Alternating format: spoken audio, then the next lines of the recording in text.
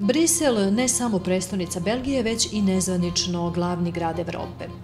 Sam grad Brisel sa urbanim proširenjima broji oko 150.000 stanovnika, dok je Brisel u smislu grada regiona sačinjen od 19 opština u kojima živi 1.000.000 stanovnika. Iako je grad službeno dvojezičan, kod stanovništva preovladava francuski jezik. Sam grad odiše tolerancijom, oko trećine stanovništva posjeduje i strane pasoše, a mnogi jezici se govore i van zgrada Evropskog parlamenta. Poznati geograf Maurice Béjart je ovu metropolu opisao kao lepu, iako ne posjeduje lepotu.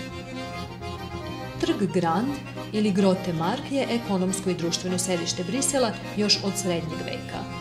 Ovde se nalaze veličanstvene građevine kao što su Esnafska većnica, današnji muzej Maison de Roa ili Kraljeva loža i Gradska većnica, koji čine trojstvo gotske, renesansne i barokne arhitekture.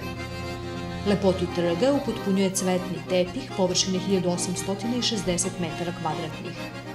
U okolini Grand trga se nalazi i velika turistička atrakcija Brisela, Mannequin Peace, to je 61 cm visoka bronzana statua dečaka koji mokri.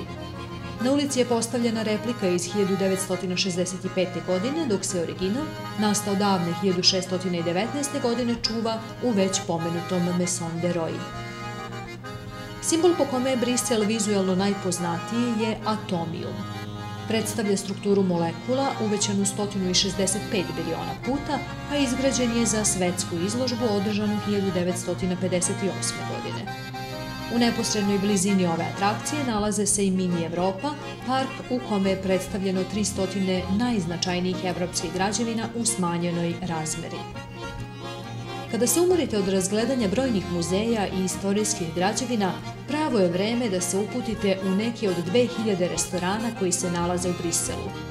Ova brojka dovoljno govori koliko se vodi računa o gurmanskom užitku, a opšte je poznato da se najbolji francuski specijaliteti ne služe u Parizu, već upravo u Briselu.